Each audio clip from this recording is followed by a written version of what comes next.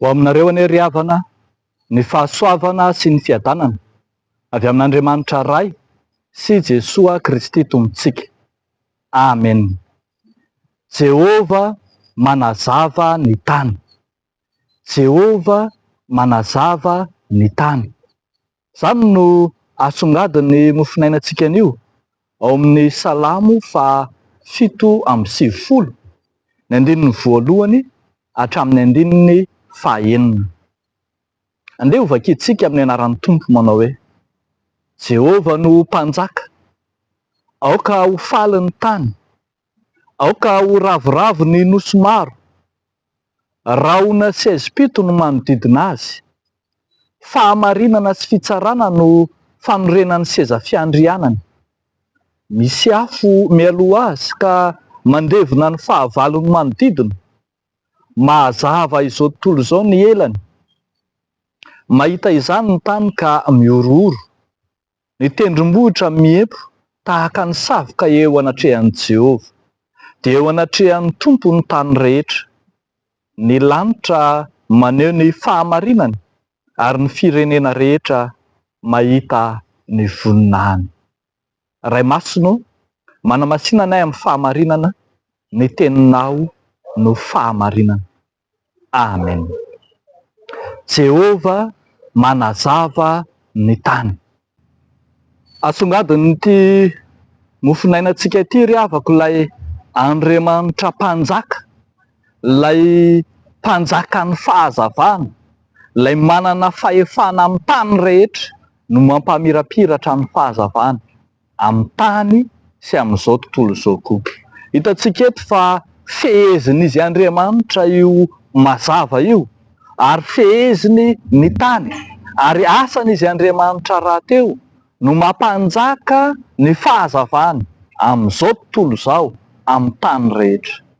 Ananan'Andriamanitra fahefana feno ny tany, ary izany no hitantsika eto fa dia miondrika eo anatrehany avokoa ny voary rehetra, ny manodidina rehetra, ny tany rehetra.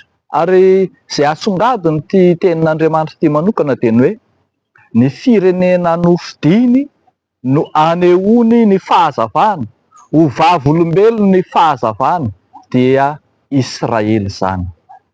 Mila mijoro arak'izany, Israely voafidin'Andriamanitra, ny fiangonana ankehitriny ho taratry ilay fahazavan'Andriamanitra mpanjaka, ilay mifehy izao tontolo izao.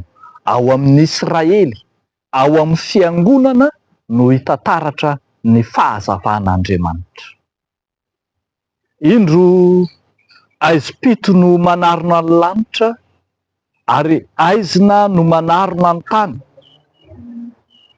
Didin'ny aizina izao tontolo izao ka dia tototry ny fahamezinana. Manjaka amin'ny lafiny rehetra ny aizina, ny fanompo-tsampy, ny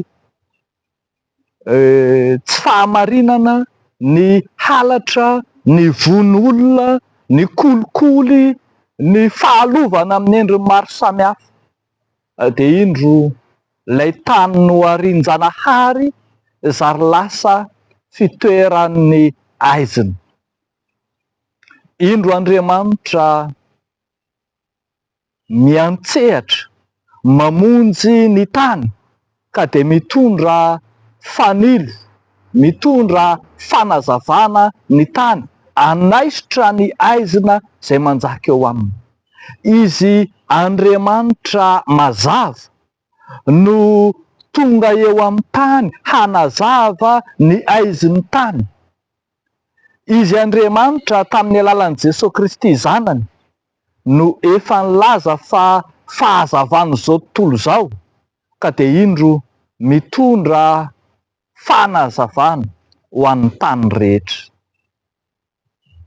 Tsika mahafantatra tsara fa tamin'ny fotoana izay naharian'Andriamanitra ny tany hatramin'ny voalohany, dia efa tanjon'Andriamanitra ny anala ny aizina.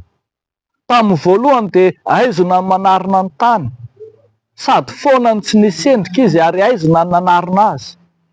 saingy ny faharin'Andriamanitra kosa no nampitsiry ny mazava teo aminy. Kinanjo arakaraka ny nahitany tany ny mazava no niverenany tao anaty aizina indray. Dia miazakazaka makany amin'ny fahamaizinana, miazakazaka makany amin'ny fahafatesana ny tany sy ny zanak'olombelona eo aminy. Ary dia indro Andriamanitra tsy mitsahatra kosa etsakilan'izany, mitondra fahazavana, mitondra fanazavana ny tany. Dia naniraka ny mpanompony izy, dia naniraka mpaminany izy, dia naniraka mpanjaka izy, dia naniraka mpisorona izy, ary tamin'ny farany ary dia ny zanany mihitsy no nirahany ety amin'izao tontolo izao. Tonga namirapiratra tety amin'ny tany tao anatin'ny aizina izy, fa ny aizina tsy nandray azy. Dia indro ilay fahazavana, ilay zanak'Andriamanitra no nomelohina, nombohina, novonoina, ary dia niatra hatramin'ny hazo fijaliana, hatramin'ny fahafatesana azy. Saingy hitantsika amin'ny Andriamanitra mazava azy dia tsy lefin'ny aizina izy ka dia nitsangana tamin'ny maty, resiny ny fahafatesana, resiny ny aizina, resiny ny fasana, tsy nanjaka tao aminy na kely akory azy ny endrim-pahamaizinana rehetra. Izany Andriamanitra tsy levon'ny aizina izany dia Jesosy Kristy, io no fahazavana entin'Andriamanitra manazava izao tontolo izao. Raha tsy teo Jesosy, efa be ny faharavana mihoatra no izao hitantsika izao. Io Jesosy io no mbola manavotra, manarina, mamonjy ary manampy antsika mahatoy izao antsika. Ny kristianina rehetra koa, izay rehetra efa nandray ny mazava avy amin'Andriamanitra, no samy antsoina ho fanilo, miampita, hitondra fahazavana eran-tany, eran-tany, ao amin'ny fiarahamonina, any amin'ny toeram-piasana, ny amin'ny toeram-pianarana, ao amin'ny ankohonana, ny tokantrano, ny firenena mihitsy aza, satria mangetaeta fahazavana ny tany sy izay rehetra eo aminy.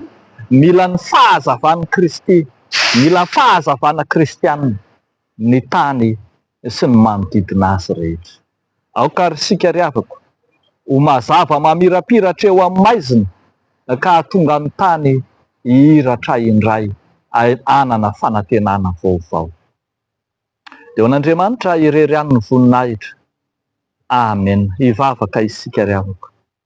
Raha eo falo misaotra anao zahay noho ny amin'i Jesosy Kristy zokinay ilay mamelona ny finoanay tsy ho faty, ilay manazava ny aizin'ny fonay, ny aizin'ny sainay, ny aizin'ny fanahinay, ilay Andriamanitra mazava sady fahazavan'izao tontolo izao. Ankehitriny ary apetraka eo am-pelantananao ny tany izay mitaraina, izay mitanondrika, izay mitomany noho ny aizina manjaka eo aminy, noho ny fahalovana, noho ny faharatsiana amin'ny endriny rehetra. Mila anao Tompo ny taninay ka mba hazava ao.